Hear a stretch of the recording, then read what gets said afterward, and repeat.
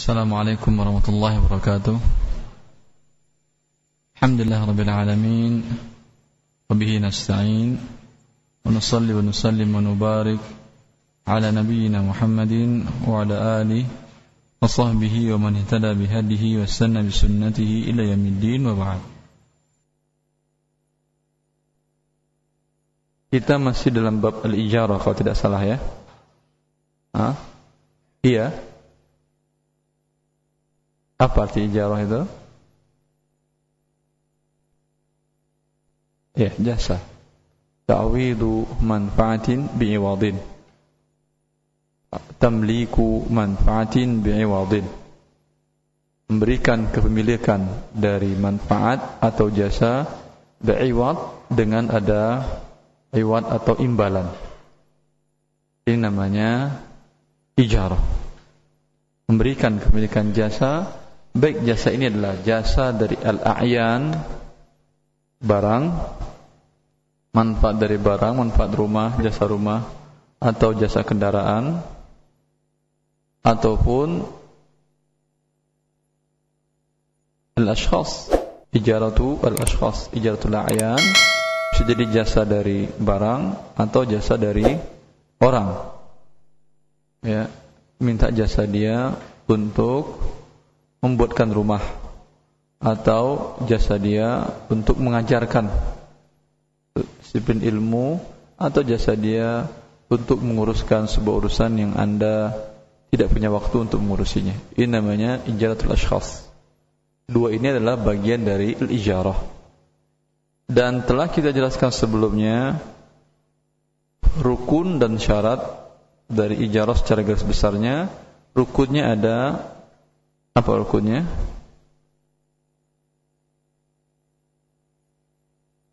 Apa suaranya enggak jelas suaranya? Oh. Masyaallah. Al-mu'ajjir wal musta'jir. Al-mu'ajjir yang menyewakan. Ya. Yang memberikan jasa. Al-musta'jir dia yang mendapatkan jasa tersebut. Dia yang mendapatkan jasa tersebut. Dan telah kita bahas tentang syarat al-mu'ajjir al-musta'jir. Tidak ada persyaratannya harus Islam. Persyaratannya hanya baligh, berakal, terus tidak terpaksa. Tidak terpaksa. Dan untuk akadnya telah kita bahas juga bahwa tidak disyaratkan harus ada sighat ijab dan qabul dengan ucapan. Ini setelah kita bahaskan ya. Tidak perlu Anda naik bis kota, Pak, tolong antarkan saya jasa mengantarkan saya ke daerah B. Berapa upahnya? Dilayani Anda atau tidak? Ditinggal Anda. Anda kata, naik dulu. Enggak, saya enggak boleh naik dulu. Karena bila tidak jelas akadnya tidak boleh. Bukan tidak jelas akad tidak boleh. Anda tidak mengerti apa yang dimaksud oleh para ulama dengan mu'athah. Bahwa akad itu bisa dengan ijab dan qabul, dengan sirah, dengan kata-kata, bisa juga dengan perbuatan. Ya. Bila ini sudah menjadi harga umum. Kalau Anda naik taksi menggunakan jasa untuk mengantar Anda ke suatu tempat, dari awal bisakah Anda menentukan akad ijab dan qabulnya? Tolong antarkan saya ke daerah fulan. Ya, siap. Qabul, dia menerima jasa tersebut. Tapi dalam masalah al-ujrah nanti akan kita bahas bagaimana cara menentukan ujrah. Sampai di sini jelaskan bahwa sighah bentuk akadnya boleh dengan kata-kata dan ini hukum asalnya, dan boleh juga dengan perbuatan yang menunjukkan Anda saling redha. Ketika Anda naik ke bis kota tadi, berarti Anda redha untuk menggunakan jasanya dan redha dengan harga biasa, berapa harga biasa untuk sewa jasa tersebut. Jelas ini? Baik. Kemudian kita lanjutkan persyaratan selanjutnya, rukun ma'qud alaih, atau objek yang menjadi objek akad dari ijarah atau al-mu'ajjar fih, objek akad. Objek akad ini adalah manfaat, jasa, dan imbalannya. Imbalannya bisa jadi uang, bisa jadi juga jasa juga. Bisa jadi juga jasa, bisa juga barang. Ujrohnya bisa jadi uang, bisa jadi jasa juga, bisa jadi juga uang. Ya. Bila jasa juga seperti Anda mengatakan, ya, perbaiki rumah saya atau bekerja di rumah saya. Perbaiki ini kerja ABC selama 1 bulan. Saya ajarkan Anda ilmu baca Al-Quran selama seminggu. Ini tukar menukar jasa atau tidak ini? Iya, jasa. Boleh ini. Pada dasarnya boleh. Mungkin pertanyaan Anda, jasa menjalankan Al-Quran bolehkah dapat upah atau tidak? Nanti insya Allah akan kita bahas. Tapi pada dasarnya boleh. Atau ajarkan saya naik motor, berenang. Ajarkan anak saya berenang. Ini berenang di mana tuh? Di kali. Gak boleh berenang di kali ya. Setelah berenang, masya Allah. Gak boleh berenang di kali sini. Berenang di kali merusak, membinasakan jiwa. Allahumma wala tulqu bi aydikum ila tahlukah. Yang kalian jatuhkan diri kalian ke dalam kebinasaan. Berenang di kali di sekitar sini membawa kepada sakit kulit, sakit apa lagi? Sakit kulit, sakit dalam kulit juga sakit. Racun itu air kali Anda yang ada itu.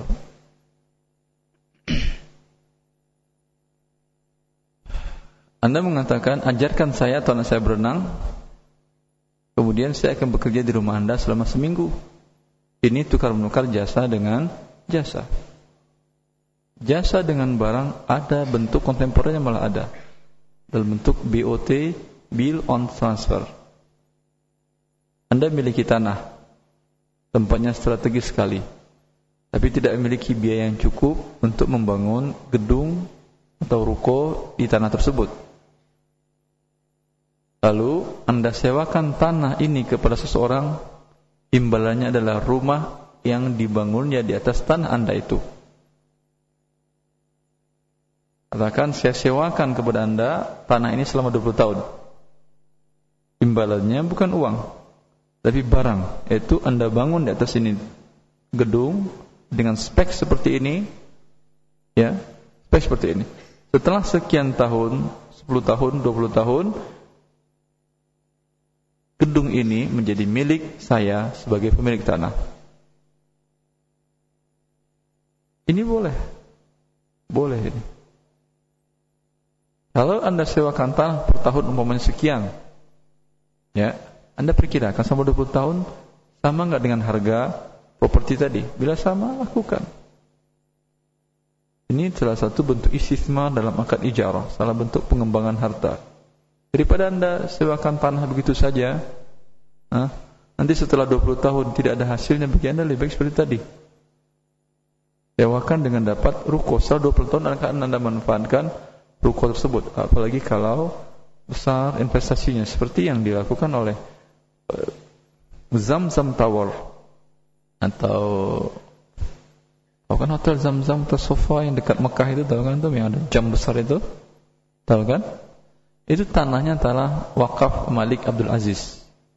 Malik Abdul Aziz, Raja Abdul Aziz, bapak dari raja-raja Saudi yang ada sekarang, rahimahullah al-jami'.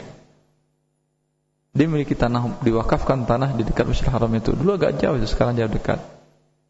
Tapi badan wakaf ini tidak punya dana untuk membangun perhotelan, karena yang paling bagus di sana adalah hotel, penginapan mahal.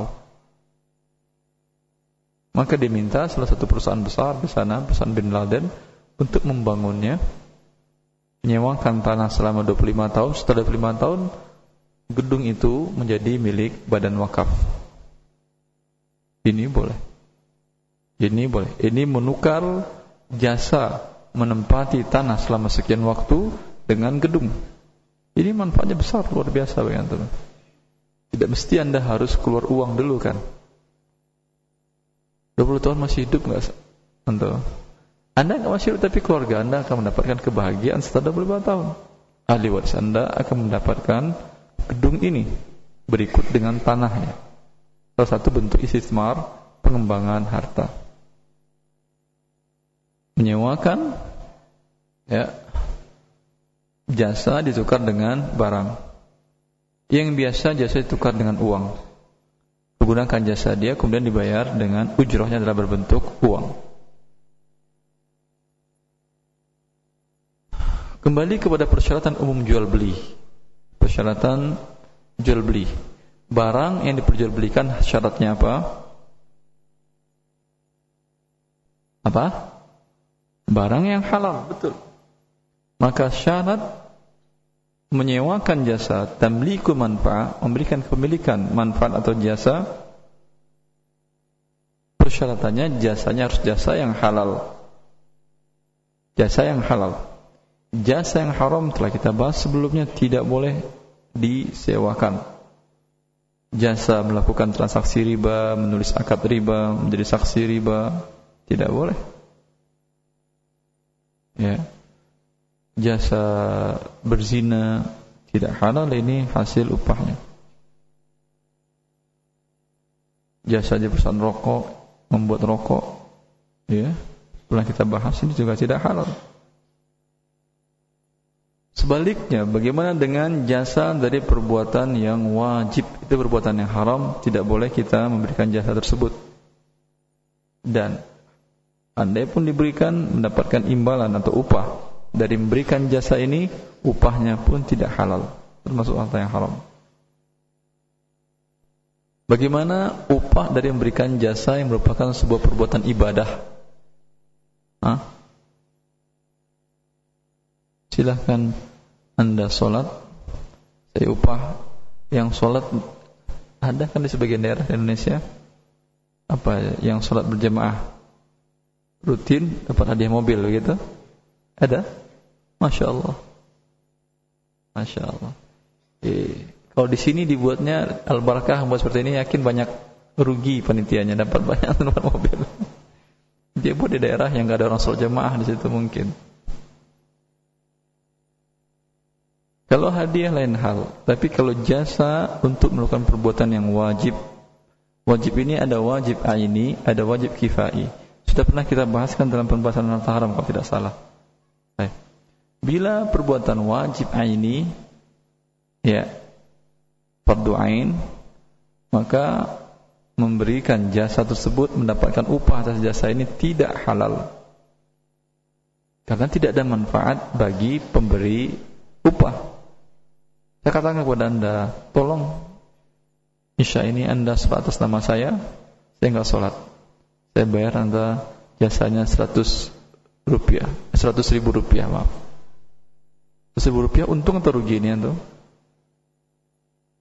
Untung. 100 ribu rupiah cuma berapa lama sholat? 10 menit kan, paling lama 10 menit. 10 menit 100 ribu rupiah, gede banget gaji Anda. 100 ribu rupiah. Ya.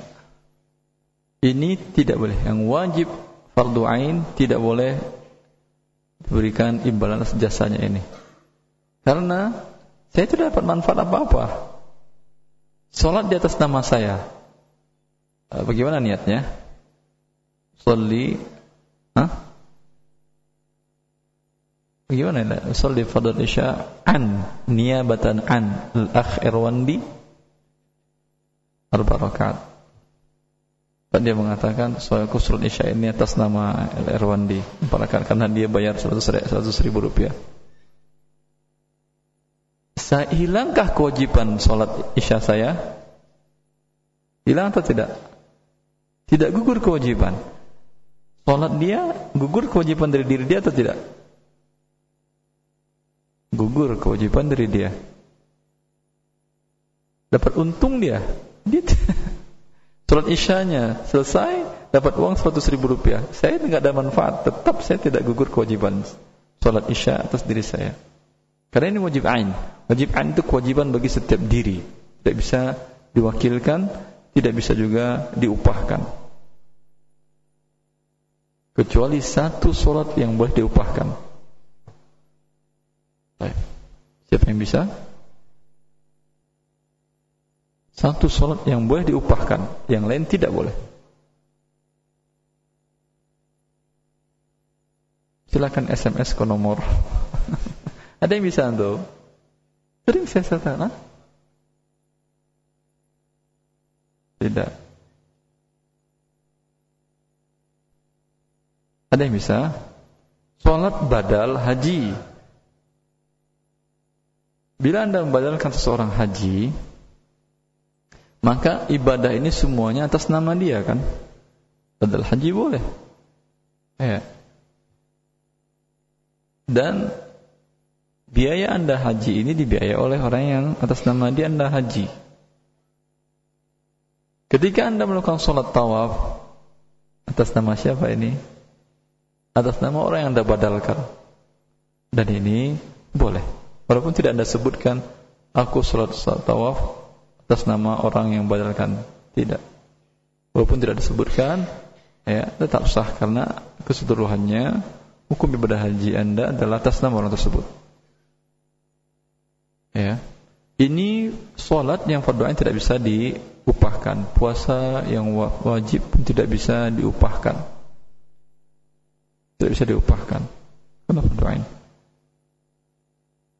Haji bisa diupahkan. Bisa diupahkan. Diwakilkan kepada orang lain. Berbeda pendapat para ulama, bolehkah dia mengambil upah atau tidak? Biaya iya. Biaya keberangkatan ONH akan ditanggung oleh, ongkos naik hajinya akan ditanggung oleh yang menunjuk Anda untuk menggantikan. Tetapi uang di luar ini bolehkah dapat atau tidak? Uang upah. Sini khilaf para ulama. Mazhab Al-Hanabilah mengatakan tidak boleh mendapatkan upah dari membadalkan haji ini. Membayarkan zakat bolehkah dapat upah? Tergantung bentuknya. Kalau bentuknya saya beritahukan kepada fulan, saya ada zakat sebanyak 1 juta rupiah. Kewajiban saya harus keluarkan. Anda sekarang berada di mana? Oh, saya di sini. Di sana banyak fakir miskin, banyak banget. Baik. Pakai dulu uang Anda 1 juta, serahkan ke fakir miskin. Nanti sampai di sini saya ganti 1 juta itu.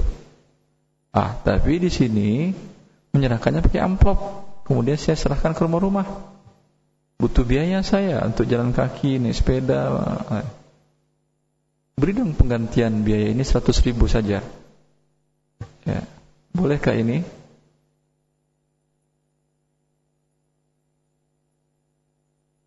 Boleh. Ini bentuknya tidak boleh. Kenapa tidak boleh? Karena menggabungkan akad pinjaman dengan akad diijarah. Nahan Nabi SAW an salafin wa bai'. Rasulullah melarang akad pinjam-minjam digabung dengan akad jual beli. Di sini ada akad sewa menyewa digabung dengan akad pinjam-minjam. Berarti saya bayar ke dia nanti berapa?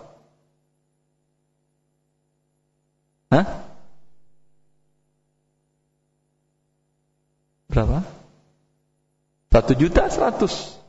Saya pinjam uangnya tadi berapa? 1 juta. Saya bayar 1.100.000. Walaupun Anda katakan 100 itu kan imbalan jasa, tidak boleh menggabungkannya. Tidak boleh menggabungkan ini. Rasulullah melarang ini. Tapi kalau bentuknya dia mengatakan saya mau akan pergi ke kota A. Oh iya, kebetulan saya ada zakat bisa bagikan di sini, kayaknya sepertinya saya tidak menemukan mustahik zakat di sekitar saya. Tolong bawa uang ini, ya, tolong bawa uang ini dan bagi-bagikan ke orang sana. Saya percaya dengan Anda. Lalu dia meminta kepada saya biaya fee untuk bagi-bagikan tadi 100.000 rupiah.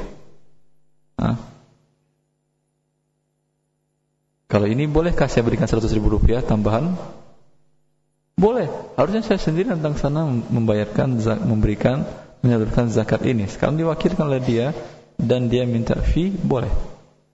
Karena di sini tidak ada hutang, berbeda dengan kasus tadi. Jadi menggabungkan akad hutang dengan akad sewa menyewa. Sini tidak, murni sewa menyewa. untuk membagikan zakat. Bolehkah dipotong oleh dia? Saya kan amil. Hah? Iya, nggak masalah. Dia bilang, ini 100 juta 100. Udah gini aja solusinya. Anggap saya amil, jadi saya potong 100 dari uang zakat tadi yang saya serahkan cuma 900. Ya, yang saya bagi-bagi 900, yang 100 lagi kan zakat. Hak saya sebagai amil. Bolehkah ini? Dia kan amil nggak satu sekarang ini? Mendistribusikan zakat? Iya, ambil namanya. Tidak boleh, karena persyaratan para ulama mensyaratkan amil itu harus yang ditunjuk oleh negara. Karena kalau demikian, semua orang ngaku amil, datang di ke rumahnya, ketok pintu, mana zakat Anda? Saya amil. Tapi ada badatnya, ada peraturannya, itu ditunjuk oleh negara, sehingga dengan demikian baru berhak dia mendapatkan 1/8 tadi. Baik. Kembali kita kepada permasalahan mengambil upah dari ibadah tadi. Dari perbuatan maksiat jelas tidak boleh. Dari perbuatan yang ibadah, bila fardu ain dan tidak ada manfaat bagi orang yang memberikan imbalan, makanya tidak boleh seperti sholat, puasa, tidak boleh. Bila ada manfaat seperti zakat, boleh. Atau ada dalil yang menunjukkan seperti haji, boleh. Untuk yang fardu kifayah, ibadah fardu kifayah, seperti apa, azan, imam sholat, atau menyolatkan jenazah. Dalam hal ini berbeda pendapat para ulama tentang boleh atau tidaknya mengambil zakat, atau berdakwah, mengajarkan Al-Quran, mengajarkan akidah, mengajarkan fikih syariat Allah Subhanahu wa taala. Ini berbeda para ulama tentang mengambil upah dari ibadah ini. Sepakat mereka mengatakan boleh bila upah ini diberikan oleh pihak ketiga, bukan dari pengguna jasa. Pihak ketiga ini bisa berbentuk negara yang membiayai, diberikan honor oleh negara. Ya. Ini sepakat para ulama ini boleh. Karena para sahabat menerima ataya, honor dari negara. Arzaq wal ataya dari Baitul Mal. Disamakan dengan ini, dan Syekh Ahmad bin Abdullah Al-Hamad belum mengatakan disamakan dengan hal ini lembaga-lembaga sosial, memberikan dana, memberikan upah atau imbalan kepada orang-orang yang mengajarkan agama Allah, boleh. Atau sekolah, boleh. Ya, walaupun Anda mengatakan kan sekolah itu juga dipungut bayaran dari para murid yang menggunakan jasa sekolah tersebut. Tapi sudah mulai perantara boleh. Jelas ini bentuknya, boleh. Dan sosial, lembaga, boleh mengambil upah dari hal ini, boleh, tidak ada syak. Ya, karena Rasulullah mengatakan inna haqqam ma khatam alaihi ajran kitabullah. Yang paling pantas, paling patut kalian ambil upah darinya adalah kitabullah. Ini diriwayatkan juga dalam sahihain bahwasanya seorang sahabat menikahi seorang wanita, maharnya adalah mengajarkan Al-Quran kepada wanita tersebut, menghafalkan Al-Quran kepada istrinya, dan mahar mestilah harta. Berarti upahnya ini adalah berbentuk harta yang bisa dijadikan sebagai mahar. Jelas ini? Yang ada perbedaan pendapat para ulama bila bentuk akadnya adalah upah, mengupah atau ijarah.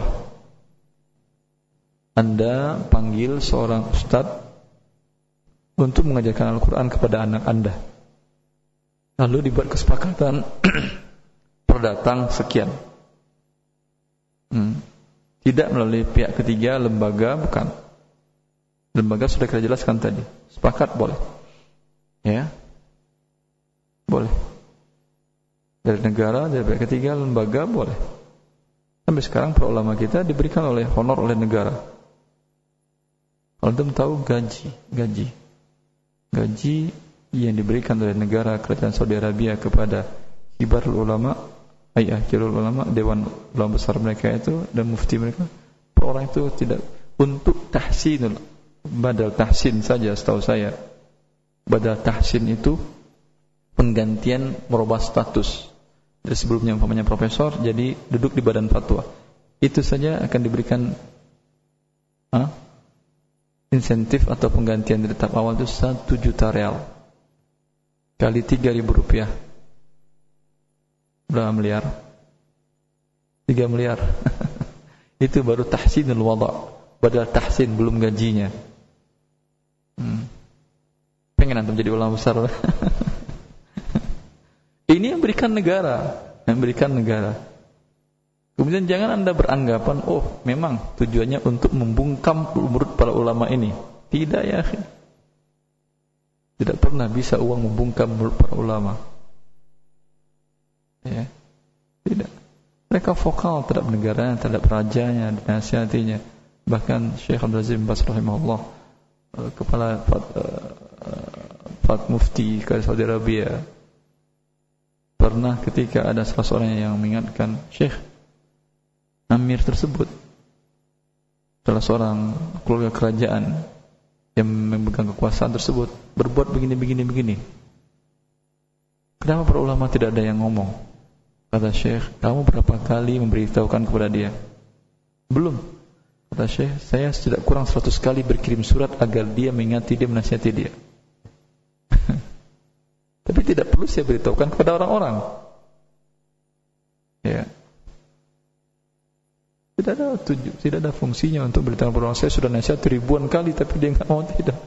Kata dia dalam rangka karena orang ini menuduh Syekh, para ulama tidak berbuat apa-apa, maka baru Syekh mengatakan, walhasil ikhwani fillah, jangan anggap bahwa uang ini tujuannya membungkam menurut para ulama sehingga para ulama menjadi ulama pemerintah. Tidak pernah selamanya uang itu bisa membungkam mulut orang-orang yang takut kepada Allah Jalla fi'ula.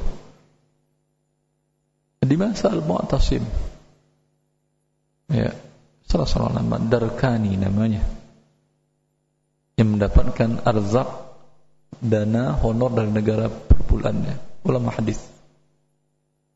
Ketika di waktu itu fitnah tentang Quran adalah makhluk, dan termasuk yang menentang, pihak pemerintahan mengatakan, kalau engkau tidak mengatakan Al-Quran makhluk, kami hentikan honor dari negara. Hal dia mengatakan, ambil buah bajunya. Dunia yang kalian berikan kepadaku bagaikan buah baju ini, ambil buah baju ini oleh kalian. Padahal dia memiliki 20 wanita, anak dan istrinya yang dibiayai per hari. Tidak takut. Ini jelas tidak ada baik tujuan pemerintahnya, wallahu ta'ala alam. Tujuan para ulama tidak akan mungkin bisa, ulama yang takut kepada Allah Subhanahu wa taala tidak mungkin akan terbungkam mulutnya dengan ini untuk mengatakan yang al-haq, mengatakan kebenaran. Walhasil dalam al-ijarah akhdhul ujur ala a'malil qurab, ada tesis yang ditulis di Imam oleh Dr. Adil Syahin, mengambil upah dari amal-amal ibadah telah kita jelaskan tadi. Bila dari pihak ketiga, bila fardu ain tidak. Bila fardu kifayah masih boleh. Ya, seperti bila dari pihak ketiga boleh. Umpamanya DKM masjid memberikan upah untuk imam masjid, untuk muadzin. Ini boleh diterima bagi muazzinnya? Boleh. Bagi imamnya juga boleh. Karena ini honor sama dengan arzak dan ataya dari Baitul Mal, bukan dari pengguna jasa. Tapi yang diminta langsung. Begitu juga dengan pihak ketiga sama DKM, ada mengadakan kajian, ya, lalu diputar kotak atau apa, lalu diberikan kepada yang memberikan kajian tadi, dakwah tadi, boleh. Ini tidak termasuk upah.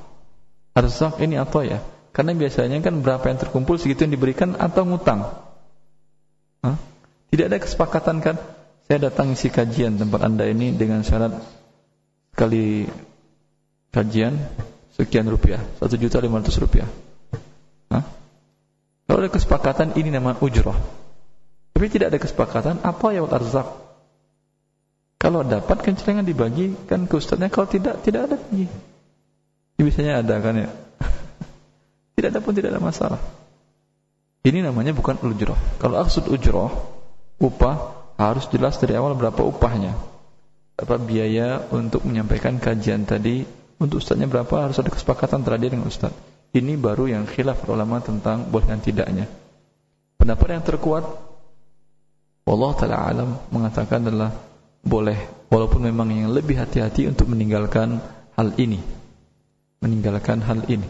Dan ini tidak termasuk dalam menyembunyikan agama Allah atau tidak mau menyampaikan agama Allah kecuali dengan uang pemakan. Wala tashtaru bi ayatillahi thamanan qalila. Jangan kalian jual ayat Allah dengan harga yang murah. Tidak termasuk ini. Tidak termasuk ini. Karena dia bukan menyembunyikan dan bukan menjual. Dia telah menyampaikan, bukan menyembunyikan, dan tidak menjual. Ya. Akan tetapi kalau dibuat bentuknya seperti tadi arzak, sangat lebih bagus sekali tanpa ada kesepakatan. Sangat lebih bagus sekali daripada dengan bentuk ijarah tadi. Ini persyaratan ma'qud alai atau jasanya. Kemudian jasanya juga harus tadi apa? Jasanya mubah, halal. Yang haram tidak boleh, yang wajib pun tidak boleh. Kecuali yang telah kita jelaskan. Persyaratan kedua, persyaratan objek jual beli apa? Bolehkah menjual barang dalam bungkusan? Boleh? Boleh atau tidak? Tidak boleh. Jual Indomie dibungkus atau tidak Indominya? Bila tidak jelas isi di dalamnya, ia tidak boleh. Tapi Indomie kan di luarnya ada rinciannya. Maka tergantung bungkusannya itu apa. Bila dia jelas, kalau dia walaupun tidak dibuka, tidak ada masalah. Maka persyaratan manfaat jasa juga harus jelas. Harus jelas. Tolong antarkan saya ke tujuan saya. Berapa biayanya? Ini antum naik apa? Naik taksi. Tujuannya mana Pak? Kemana saja? Nanti saya sampaikan tujuannya kemana. Jelas atau tidak jasanya ini? Bisa saya supir taksi mengatakan, terserah Bapak, betul terserah Bapak, tapi enggak masalah. Per kilonya, per kilometer sekian rupiah. Sekarang jelas atau tidak? Jelas. Walaupun tujuan dia enggak jelas, terserah dia pengen muter-muter mamanya pusing. Tapi lihat saja per kilonya sekian. Ini jelas. Jelas angkanya. Maka dia menentukan dengan waktu ataupun bentuk jenis kerjanya. Dia umumnya mengatakan, saya butuh tenaga Anda, tapi saya tidak tahu apakah seminggu saya kontrak Anda, 2 minggu, sebulan, mungkin saja seterusnya. Kan Anda akan menghitung jasa yang Anda berikan. Kalau kontraknya short time, waktunya pendek, tentu harganya besar biasanya kan. Ya, kalau panjang kan biasanya kecil, lebih kecil kan ya. Dia mengatakan bisa jadi sehari saya kerjakan Anda, bisa jadi seminggu, bisa jadi sebulan, bisa jadi setahun, bisa jadi sampai saya dan Anda masih hidup membuat akad. Ini gharar atau tidak ini? Gharar atau tidak jasa, lama jasanya? Gharar. Bolehkah? Boleh kalau dibuatnya ketentuan umumnya, ya udah enggak masalah, tapi per harinya sekian. Atau per jamnya sekian, terserah, mau setengah jam juga boleh, tapi per jamnya sekian. Per jam umpamanya berapa jasa per jam? Apa aja jasa, bisa jadi ngangkat barang, bisa jadi nulis, bisa jadi per jam umpamanya 10.000. Kalau bekerja 8 jam sehari 80.000 per hari tersebut, terserah mau berapa hari dia menggunakan jasa Anda. Boleh tidak buat akad sewa menyewa seperti ini jasa? Apakah harus jasa ada apa? Ada asuransinya, ada pensiunannya, ada semacam? Enggak, tidak harus. Dan jangan mencari kerja Anda seperti itu. Jangan seperti Anda, kalau enggak itu Anda enggak kerja, jangan. Apa saja yang penting jelas akad sewa dengan per jam atau dengan per waktu atau dengan jumlah kerja. Dia mengatakan ini pasir ini atau tanah ini mengganggu halaman saya. Ini milik saya juga sih, tolong Anda pindahkan ke sini. Jasa memindahkan ini saya bayar Anda 100.000 rupiah. Setuju? Terserah Anda mau kerjakan 2 hari, mau setengah hari, mau 1 jam, terserah Anda. Ini boleh ini. Karena manfaatnya jasanya jelas. Kalau tadi jelasnya dengan waktu, sekarang jelasnya dengan per proyek atau bentuk pekerjaannya. Bolehkah dengan digabungkan keduanya, dengan penentuan kerja dengan waktu sekalian? Sebagian para ulama mazhab Syafi'iyah mereka mengatakan tidak boleh ini. Seperti mengatakan, tolong jahit baju ini. Ya. Tolong jahit baju ini. Kalau tadi kita katakan, kalau Anda jahit selama sebulan, uangnya sekian. Atau Anda mengatakan, jahit sampai selesai, uangnya sekian. Tetapi kalau Anda mengatakan, jahit sore saya terima, pagi Anda serahkan bahan yang diukur, sore saya terima, upahnya sekian. Ini upah lebih mahal atau lebih murah? Kenapa lebih mahal? Kan kerja segitu juga dia. Kerja segitu juga kan? Mungkin gak jahit sehari? Hah? Mungkin atau tidak? Tukang jahit, nggak ada tukang jahit di sini? Tukang jahit bagus itu ya. Sebuah aik bagus. Ya. Mungkin. Tapi mungkin karena dia mendahulukan prioritas. Boleh dinaikin sehari. Boleh dinaikin daripada upah biasanya.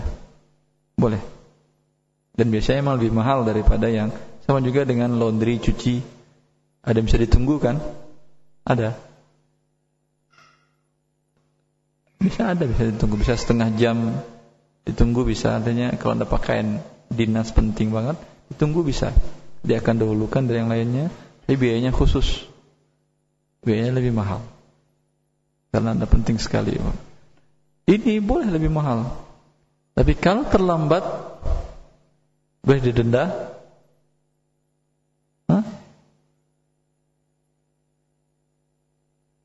Tadi saya katakan, berapa cuci baju dan sampai setrika jadi ini? Saya butuh banget, nanti jam sekian saya harus pakai baju ini dalam acara resmi ini.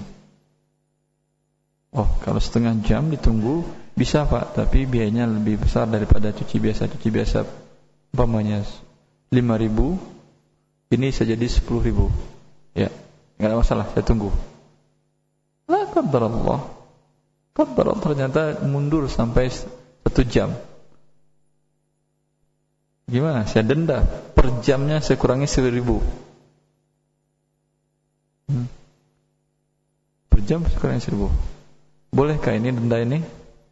Riba atau tidak namanya ini? Boleh atau tidak ini? Pada pembahasan istisna sudah kita bahas tentang syartul jazai. Masih ingat antum? Hah? Boleh Pak? Masya Allah, masih ingat beliau. Ya, beliau mulazamah ya, rajin beliau di depan. Siapa namanya Pak? Pak Faisal, Masya Allah ya. Boleh, karena ini bukan pertambahan uang karena hutang, bukan. Ini adalah pengurangan uang karena tidak sesuai dengan jasa yang diberikan dia. Tadi kan dia patok harga cepat dengan harga yang tinggi kan. Ketika mundur, kenapa harus bayar mahal juga? Dan sedangkan tadi dia ada maksud, yaitu kebutuhannya harus dipakai pada waktu itu. Ketika mundur 1 jam, sudah selesai acaranya. Gak perlu lagi pakai baju itu. Jelas? Ini namanya syartul jazai dan boleh untuk jasa, bukan untuk hutang, keterlambatan pembayaran. Tapi kalau saya terlambat bayarnya, udah gak apa-apa. 40.000, 10.000. Ya. Tapi kalau terlambat, kamu saya potong per jamnya 1.000 ya. Ya 10.000. Tapi kalau Anda terlambat bayar juga gitu, harus nambah 1.000 lagi. Dari setelah selesai saya serahkan barang, Anda harus menambah 1.000 rupiah. Kalau ini boleh? Yang mana yang tidak boleh? Yang mana yang boleh? Tambahan uangnya tidak boleh karena terlambat pembayaran hutang, ini riba. Anzirni azidka. Berikan aku masa tangguh, aku tambah nilai hutang kepadamu. Tetapi pengurangan uang akibat kelalaian dan tidak tepat janji pada waktu penyerahan barang atau jasa, ini boleh. Karena ini namanya adalah syartul jazai. Lajnah daimah membolehkan hal ini. Maka jasa yang diserahkan harus jelas. Jasa yang akan ditamlik, yang akan dimilikan, diberikan kepemilikannya kepada mustajir pengguna jasa harus jelas. Jelasnya tadi seperti tadi. Maka Anda kalau naik taksi itu gharar atau tidak itu jasanya? Kan tidak. Walaupun tujuannya kemana, berapa kilonya enggak jelas. Harganya sudah jelas atau belum dari awal? Tidak jelas kan dari awal. Buka pintunya dah kena harga berapa?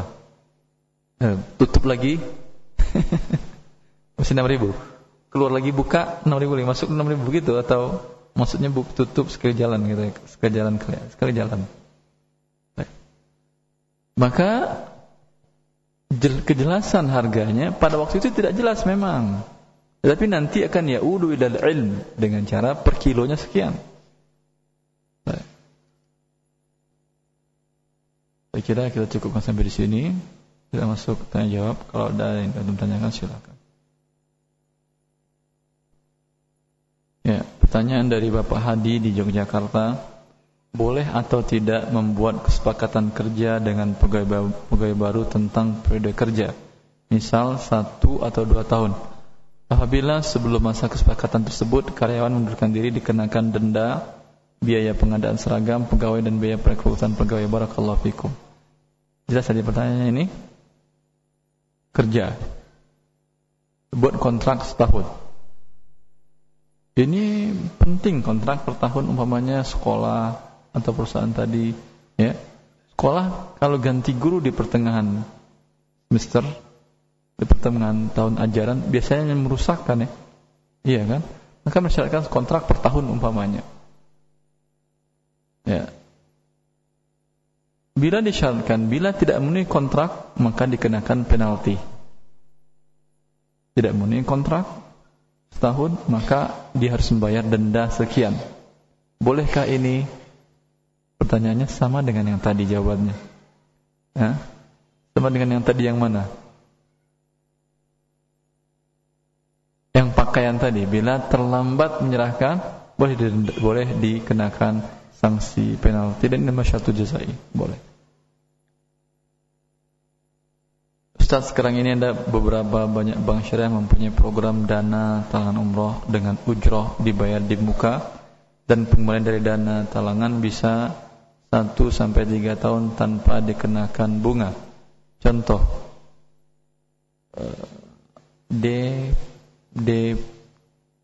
dana talangan 20 juta, ujrohnya 2.600.000. 15% ini. Hah? Hampir 15% kan. Dana yang dipinjamkan 20 juta. Upahnya karena minjamkan dana 2.600.000. Pengembalian yang 20 juta dibagi 1 tahun. 2 tahun atau 3 tahun, bagaimana hukumnya mengenai program ini dan bagaimana pula melaksanakan umrah tersebut? Jazakallahu khair. Assalam Abu Yazid. Ini lebih besar daripada ujrohnya ini mengambil upah dari meminjamkan. Ini termasuk seperti yang tadi. Yang contohnya mana yang tadi? Yang zakat tadi, pakai uang Anda dahulu, ya, bayarkan dulu zakatnya, nanti saya ganti ditambah fee untuk Anda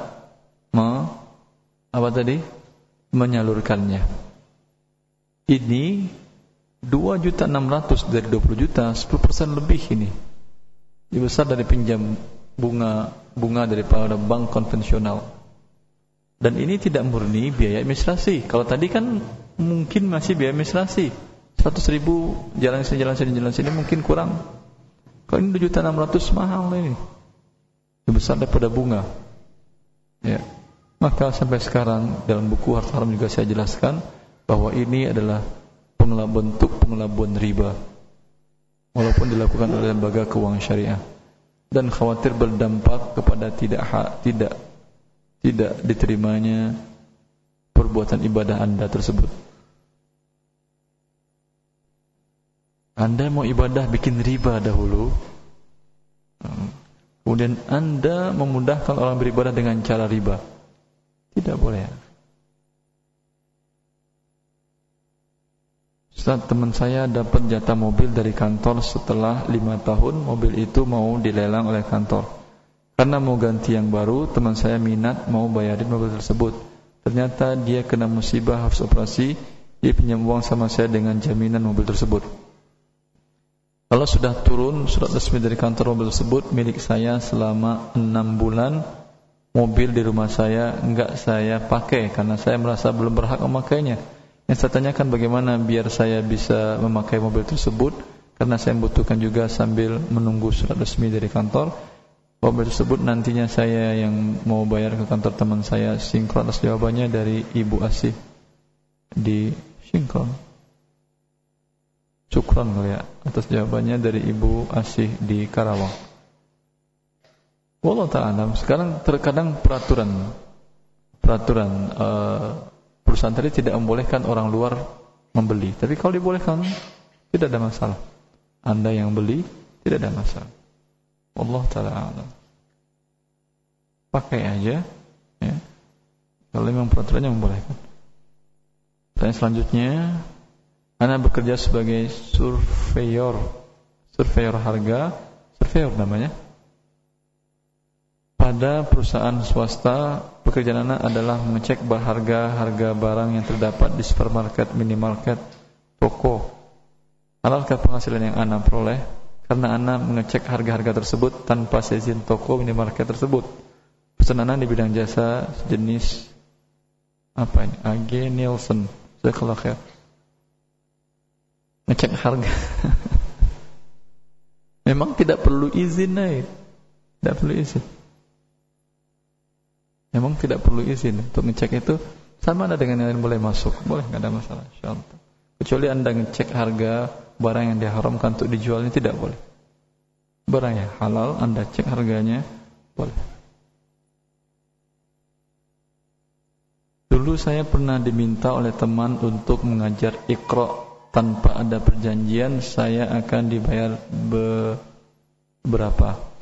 Tetapi dia bilang saya akan kasih duit di akhir bulan. Dan itu saya jalankan selama 3 bulan. Apakah hukum uang yang saya terima ini boleh? Ya, karena Iqra Anda tidak mengajarkan Al-Quran. Iqra Al-Quran atau bukan? Bukan. Anda mengajarkan tulis baca bahasa Arab. Sama juga dengan tulis baca bahasa Indonesia. Boleh.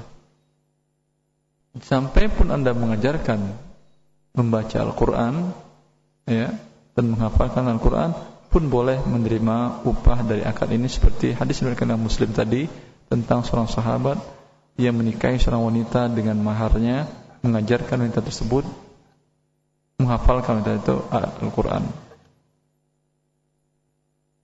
Ustaz, jika tadi dikatakan para ulama besar kerajaan Saudi Arabia menerima honor dari pemerintah, bagaimana dengan para ulama terdahulu? Apakah menerima honor juga dari penguasa?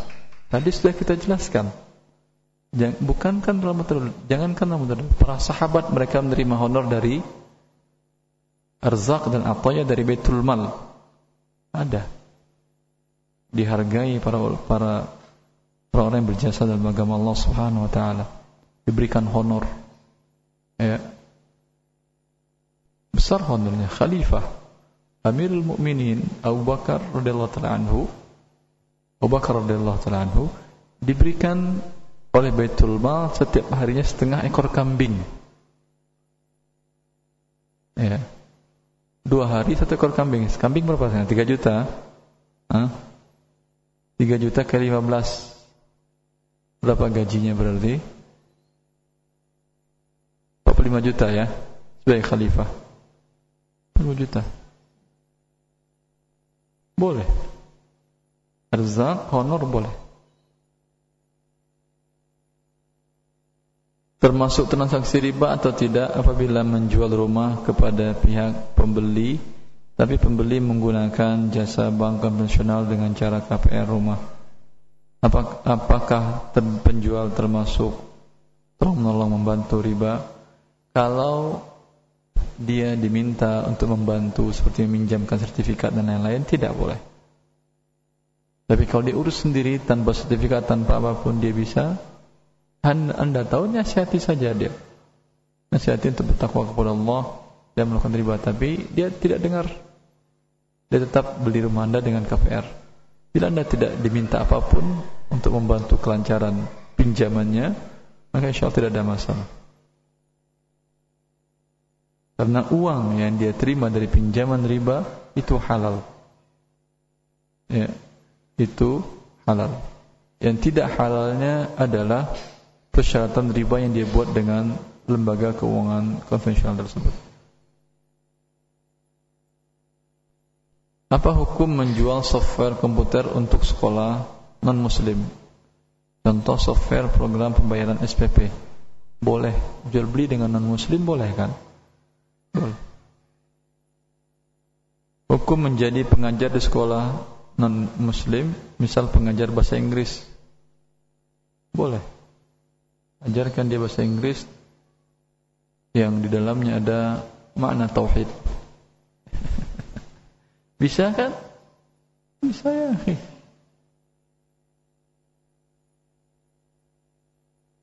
Saya punya teman yang bekerja di tempat yang haram. Apakah boleh saya meminjam uang dari dia, sedangkan uangnya adalah uang yang haram? Bila Anda tahu bahwa dia tidak memiliki harta yang halal, yakin dia tidak ada usaha yang halal, semuanya hartanya dari harta yang usaha yang haram tadi, maka tidak boleh Anda pinjam. Bukan karena uang itu uang haram jadi haram di zatnya, tapi bila Anda pinjam, semakin lama dia bertobat, karena dia bertobat kepada Allah Subhanahu wa taala, ini akan diberikannya kepada fasilitas umum. Ya. Saya kira cukup sampai di sini. Semoga bermanfaat. Subhanakallah bihamdika asyhadu an la ilaha illa anta astaghfiruka wa atubu ilaik. Assalamualaikum warahmatullahi wabarakatuh.